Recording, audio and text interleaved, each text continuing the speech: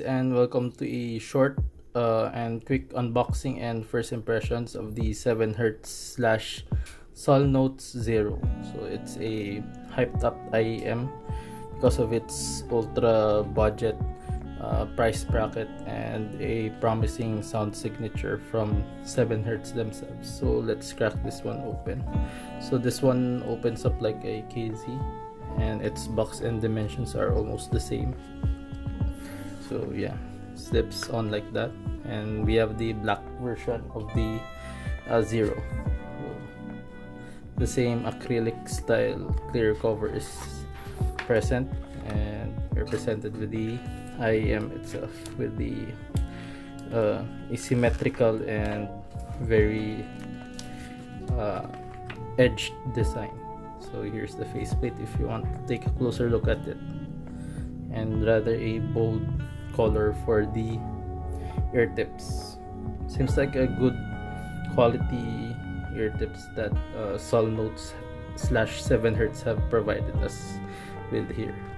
And for the cable, it's most probably a nicer one than what we get at Casey's, and there's a cable organizer over here. So yeah, it's definitely a better and much sturdier version of what we usually get in ultra budget IEMs. Yeah, that's a nice inclusion, this cable. So it's a 2-pin connection. I suppose it's a 2-pin one but with a circular mold at the connection. And for the last, we have a set of ear tips, different size ear tips. So I think these are these are two types. So there is a narrow bore and a wide bore ones. Not actually the widest bore, but there's a size difference between these bores. Yeah, and a manual. And also we have a spec sheet from 7Hz. So you can take a closer look at the specs of the Zero. I think this is a one dynamic driver IEM. So yeah, that's the inclusions of the Salnotes Zero. So I'll transition for its first impressions. Welcome to my first impressions of the Salnotes Zero.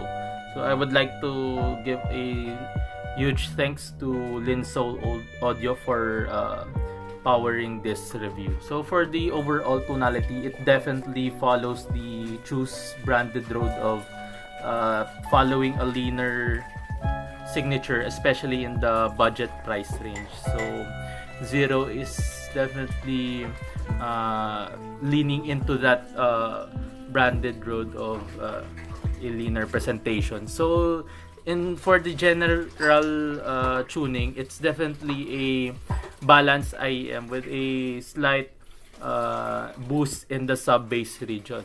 So yeah, if you're familiar with the Moondrop or Crinacle's tuning way of tuning his IEMs, or how he likes the sound of his IEMs, so especially in his recent collaboration with 7Hz with the Dioco, so this one definitely follows that same philosophy of tuning. So I'm not a big fan of that tuning, but it's definitely a great addition to the price range because it definitely shakes up the used to be norm of putting just V-shaped IEMs in that price range. So yeah, Zero is a nice competitor in that price range, in the $20 price range.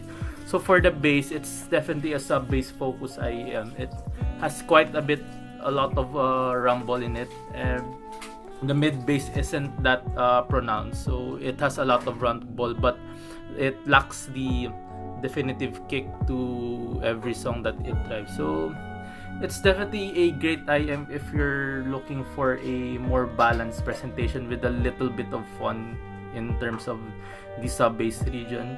But yeah, it's definitely a good IEM for you if you don't like your bass bleeding to the mids.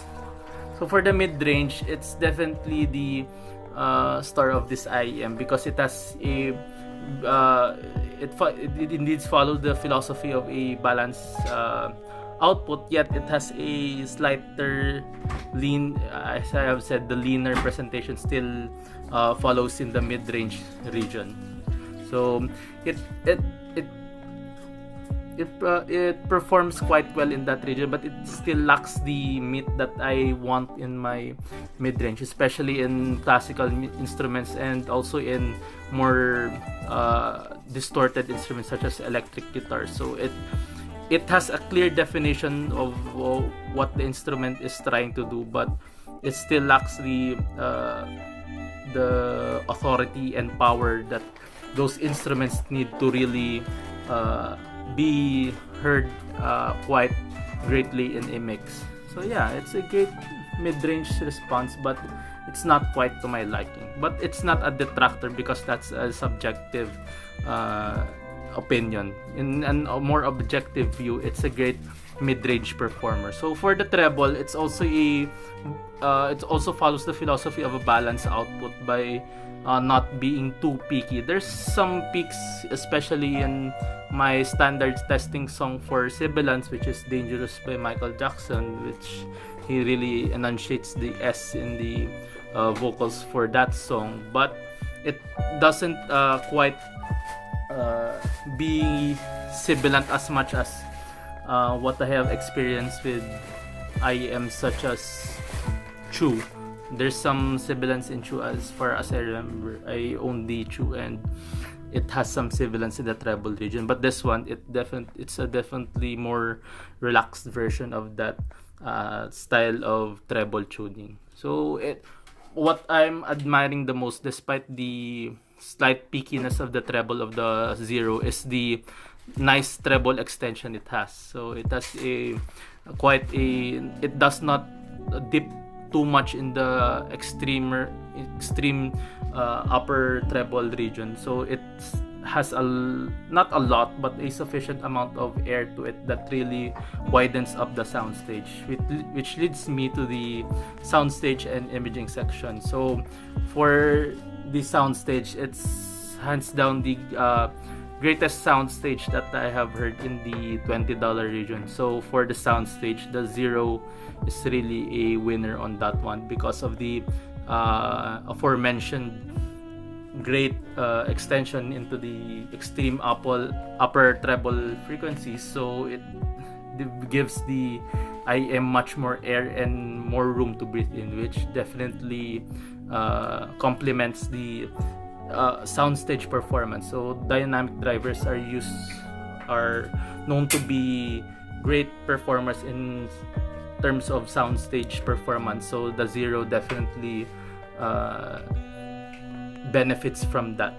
So for the imaging, because of its aforementioned great treble extension, so it presents instruments quite well, but I may say that it may be too good for itself for the imaging, because some instruments might be too separated from each other, if you know what I mean. So sometimes in older recordings such as Black Sabbath's Master of Reality, so you expect the performances to be quite meshed up together because of their live feeling performance. So it's quite a bit distracting that the imaging really separates the instruments from one another. So sometimes it's good to